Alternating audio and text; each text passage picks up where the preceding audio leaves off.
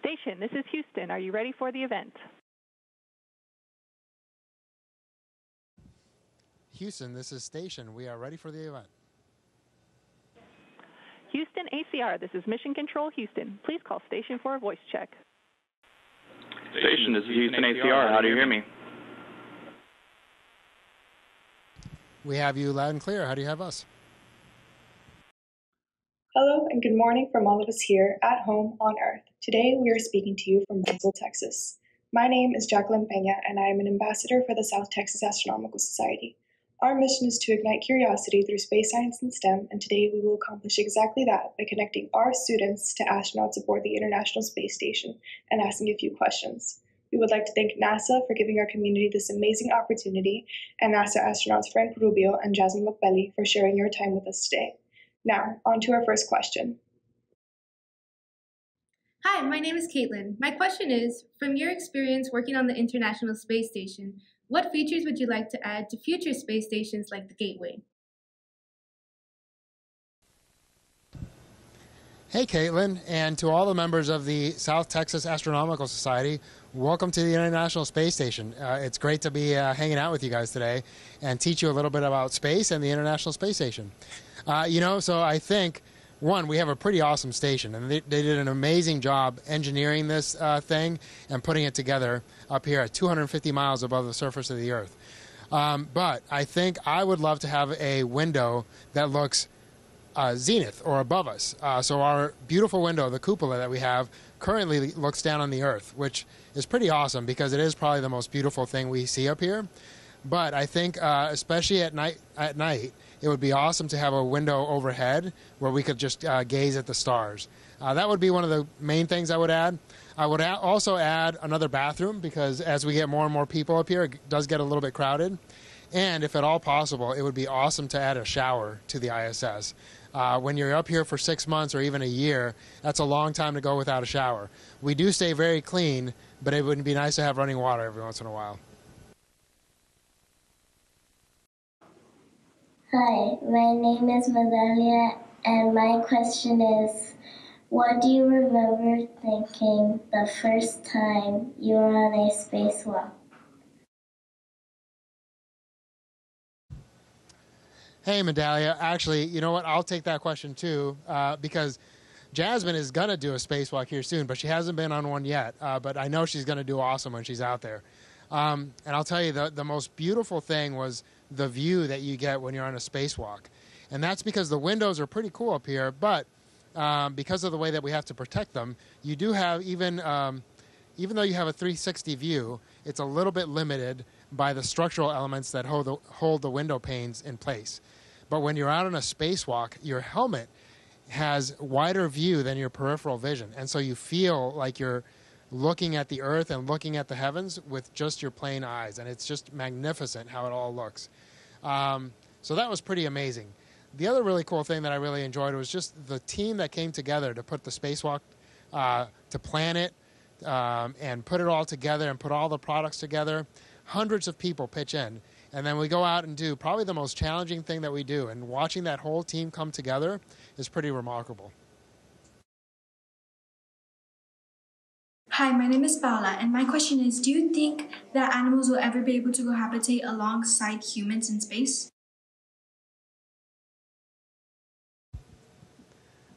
Hi, Paula. So actually, before we put humans in space, we did put other animals in space. The U.S. Flew some monkeys to space. Russia flew some dogs. But now living here on the space station, I'm trying to think about my family back home. We usually have dogs as pets, and I'm thinking about a dog living up here with us. And I think they might have a hard time. They might not be able to hang on to the handrails, but I think we could make some provisions for them and adapt a bit the structure inside here. And I think we could cohabitate with animals. My name is George, and my question is, out of all the mechanical noises in the space station, which is your favorite?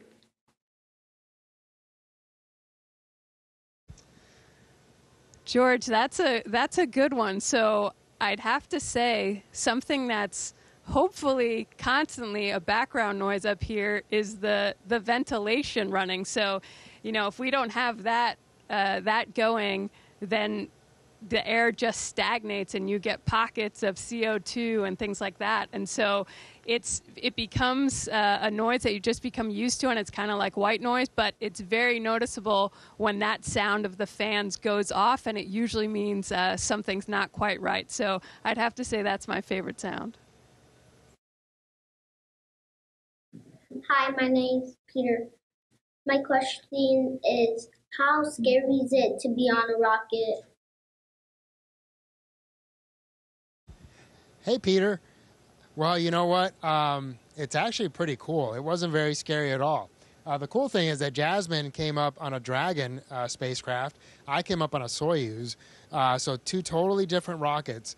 But I think we both felt the same. The cool thing is that we trained for this mission for almost 2 years. And constantly during that time, you're practicing what to do if things go wrong. And so all you ever do is practice emergencies time after time after time, because it's really critical that you do the exact right thing if those things were to happen. But on the day that you launch, everything goes perfectly. And so it's actually pretty chill because nothing's going wrong compared to all the simulations that you've done up until that point. The other thing is that you're so focused on making sure that all the right things are going on and reading your instruments and making sure that the rocket is healthy that you really don't have a lot of time to think about what's actually going on and how much rocket fuel you're sitting on top of, and the fact that you're speeding up from 0 to almost 15,000 miles per hour. All that stuff's pretty cool, but the reality is most of us are pretty focused on what's going on, and it's not till after we get to space that we actually think about, wow, that was pretty amazing. Hi, my name is Victor, and my question is, does microgravity affect your perception of time?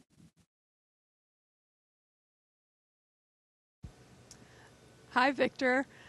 So speaking of time, up here, the International Space Station goes around the Earth 16 times a day. It's traveling 17,500 miles per hour. So inside, when we're back home on Earth, we use light. The sun and the night kind of sets our circadian rhythm and tells our bodies when we should be waking up and when we should be going to sleep. Up here, we don't have that because we're going in and out of every 90 minutes. So up here, we actually kind of use the lights inside the International Space Station. We turn them on bright during the day and dim them or turn them off at night to kind of set our time inside our bodies. Hi, my name is Aldo, and my question is, how would you relate your experience in the Air Force to that of being an astronaut? Hey, Aldo. Well, both Jasmin and I are in the military, but neither of us are Air Force. Jasmin's a Marine. I'm in the Army.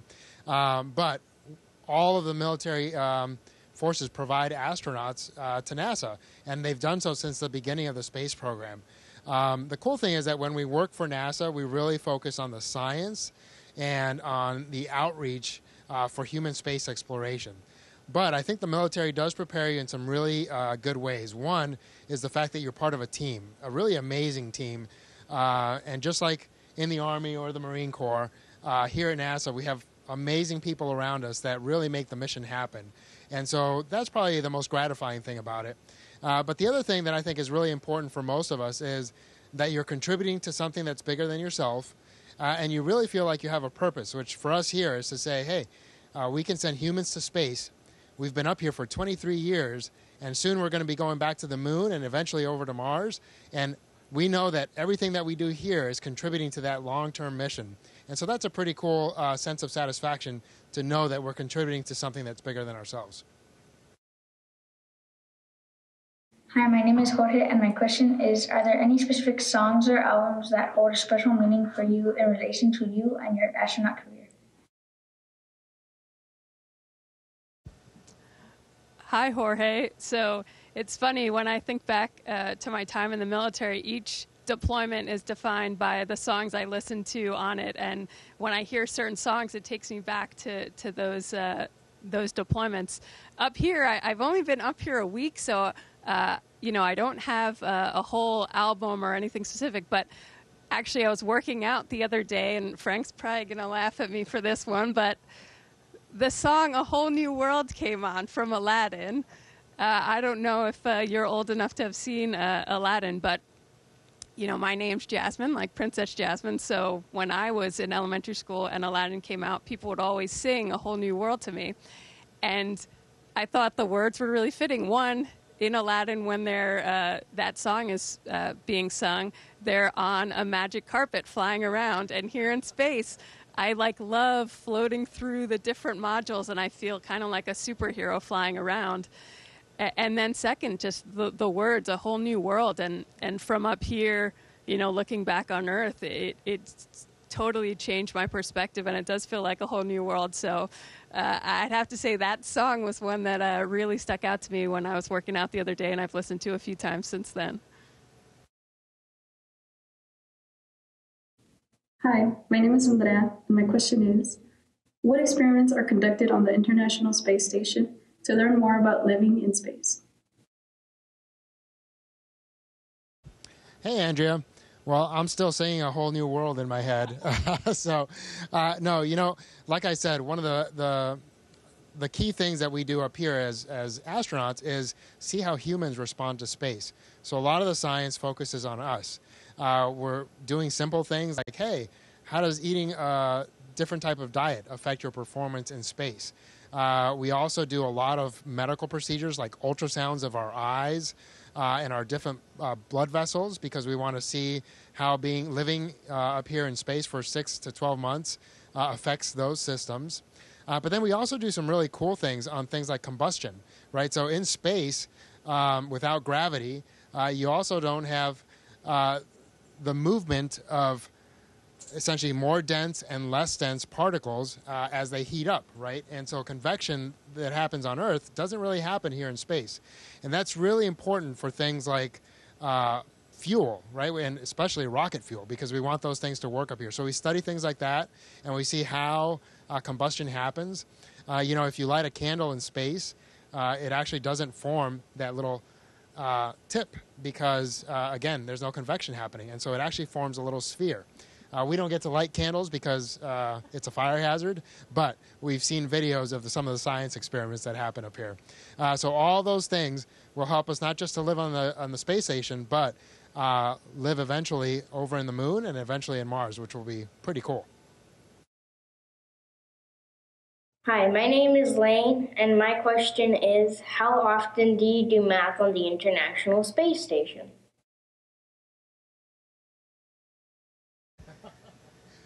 Lane, so you're probably wondering if the math is really worth it. So actually, every day, not necessarily sitting down with a pencil and paper doing math, but even just getting around the space station. If I want to go a certain direction, I have to put that force through my center of gravity to go that way. And then, oh no, I grabbed on here, but my center of gravity is offset, so I rotate. And so every single time we're just moving around the space station, we're using math and physics to figure out how I should, input a moment or a translational force. And the other day I had to move a big object through the space station. I had to think about not just my center of gravity, but now me with this object and that center of gravity. And so I think we're kind of constantly doing math up here, and sometimes for the different experiments we need to use those skills as well.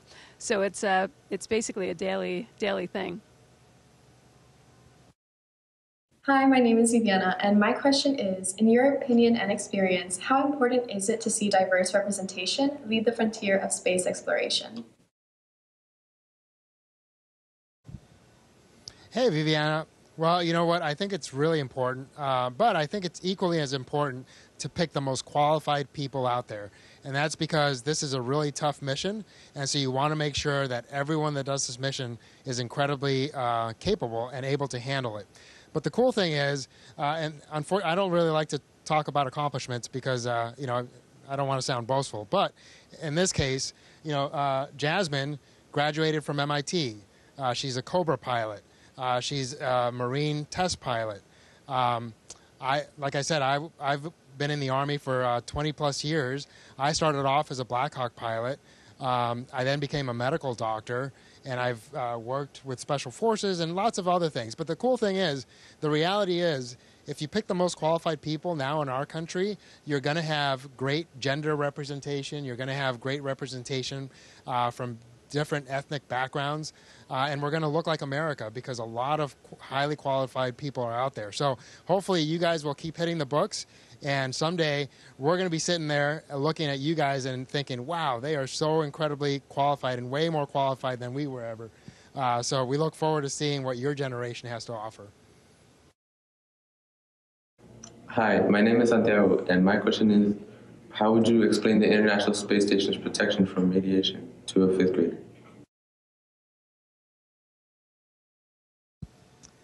Hi, Santiago. So in terms of on the International Space Station and our protection from radiation, there are lots of different types of radiation. And thankfully, we're in low Earth orbit, so we're still inside the Van Allen belt. So the Earth's magnetic field protects us from a lot of the radiation. We also have the structure of the space station around us. And if there are times, when we track a specific event coming, like a high activity solar flare event or something, we can also use additional things like just water. We regenerate a lot of our own water, so that's a resource we could use to create additional barriers to help protect us. Obviously, once we start going further in the solar system and past the Van Allen belt, we'll have to consider more things to protect us from radiation, and that's why a lot of the missions that go up, for example, Artemis 1 had some mannequins on it, or models that were carrying sensors in the torso to detect a lot of the radiation so that we can be prepared for those missions as we go further. Hi, my name is Madalia, and my question is, what happens if someone gets sick on the space station? Hi, Mandalia. Yeah, Jasmine's tapping my shoulder because as a doctor, I'm currently acting as the chief medical officer, but there's not always a doctor on board. And so we all go through medical training, and including Jasmine. So if I were to get sick, she would be taking care of me. And so we all get a basic amount of medical training. But the best thing is that we all stay pretty healthy, and we all stay in pretty good shape. And so that helps us really not get sick up here. The other thing we do is we use quarantine, right, which now after COVID we're all familiar with. But we've been doing that since humans have been living in space. And that's because, so we basically spend 2 weeks before our launch isolated from other people. And that's because we don't want to bring any new viruses. We don't want to be sick when we fly up here. And generally, you're only exposed to 6 other humans while you're on the station. So there's just not a whole lot of viruses up here to get you sick. The one thing that can throw you off, though, as Jasmine said, is your vestibular system, right? So you can get a little sick the first few days you get here. And if you think about it, right, if I jump up here, if I did this on Earth and I started standing like this, my brain would really just not be able to handle it. And so the first couple days when you're up here and you're doing that a lot, it really throws you off, and a lot of people get nauseous, and some people throw up. But we have medicine for all that, and within a few days you adapt, and then it feels perfectly normal. Hi, my name is Caitlin. My question is, can you describe your most awe-inspiring or memorable moment during your time in space?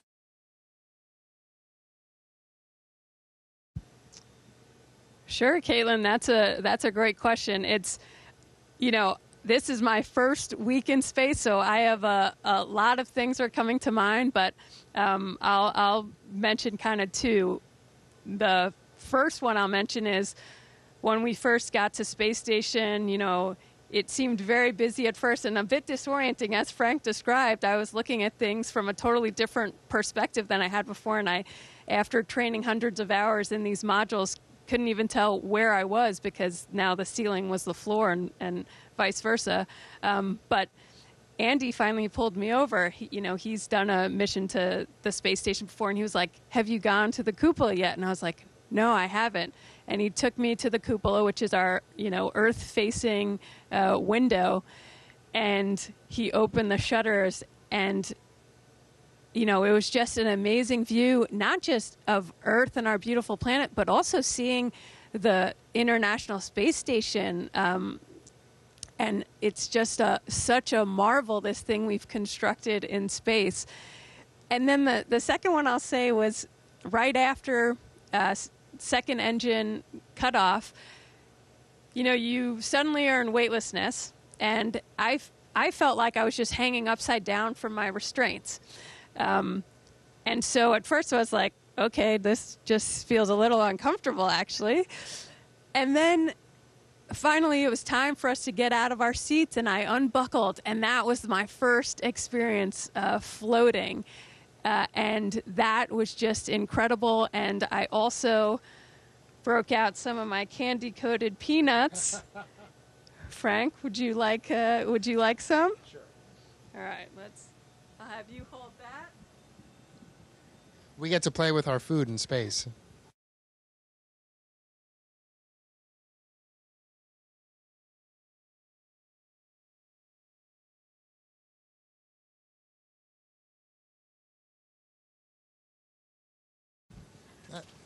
And almost every day we get to play with our food, which is kind of one of the cool things of being an astronaut.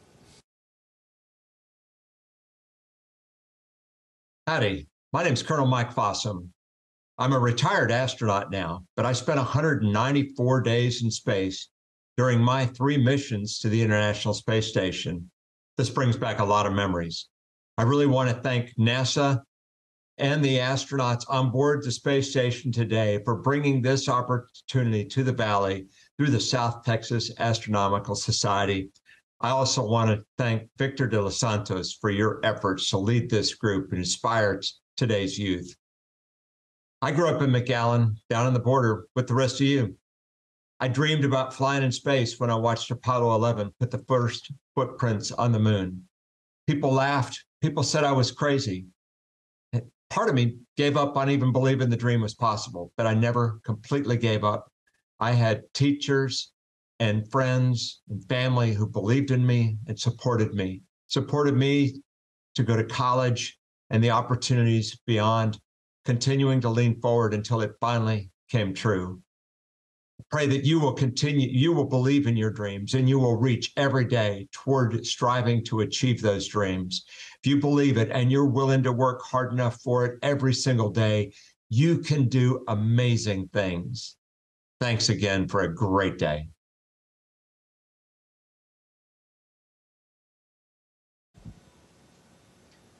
Thanks so much, Mike, and thank you all to the members of STARS. Keep studying and keep working towards your dreams. Take care. Station, this is Houston ACR. That concludes the event.